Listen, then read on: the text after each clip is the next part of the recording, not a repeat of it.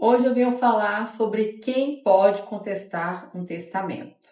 O testamento existem três tipos que podem ser feitos: o testamento cerrado, o testamento público e o testamento particular. O mais recomendado é o testamento que a gente chama de testamento público, que é aquele que é feito em cartório através de uma escritura pública.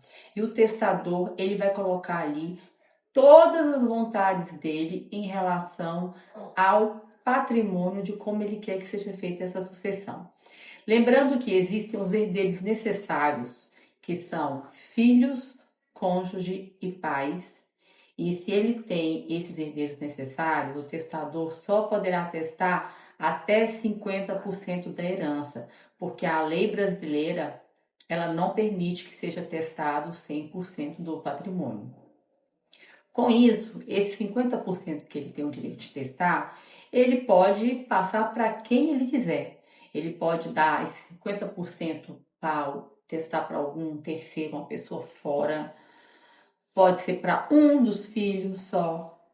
Pode ser só para o cônjuge, caso ele queira. Da maneira como ele quiser e para quem ele quiser, ele pode testar esse 50% caso ele tenha herdeiros necessários. Se ele não tiver herdeiros necessários, ele pode testar 100% do patrimônio dele para quem ele quiser. Quando não tem herdeiro necessário, é no caso que uma pessoa só tem irmãos e sobrinhos. Nesse caso, como ele só tem irmãos e sobrinhos, já não tem mais os pais, não tem filhos e não tem companheiro, então ele pode testar 100% dos bens e com isso também da maneira como ele quiser.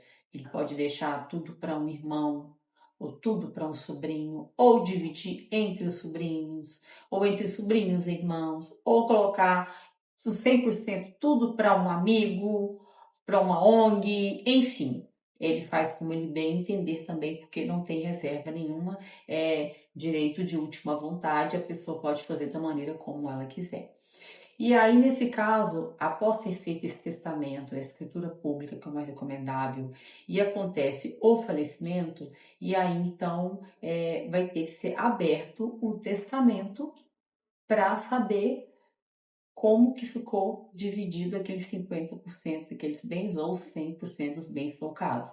Então, o advogado ele vai entrar com um processo de abertura de testamento, e aí, vendo que aquele testamento ele cumpriu todos os requisitos da lei, não tem nada ali que possa ser anulado, porque respeitou a legítima, no caso, legítima seria esse 50%, ou sem herdeiro necessário os 100%, então teve respeito à legítima, ele fez esse documento em cartório, assinou, reconheceu firma, então não há como querer anular por conta de dizer que a assinatura não é dele, foi forjado, não foi ele quem fez. Enfim, tenha respeitado todos os requisitos e aí vai ser abertura e ele vai ter que ser cumprido.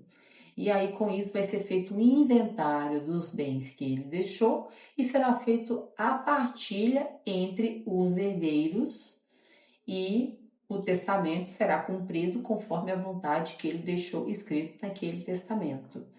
Então, caso para abrir esse testamento, vai ter que abrir concomitante o inventário também, porque é através do processo de inventário e partilha de bens que é possível partilhar esses bens para os herdeiros e também para quem testou esses bens, caso só seja o testamento para não ter herdeiro, para abrir o inventário e partilha, para transmitir esses bens para quem ele testou os bens. Então, é dessa maneira que funciona.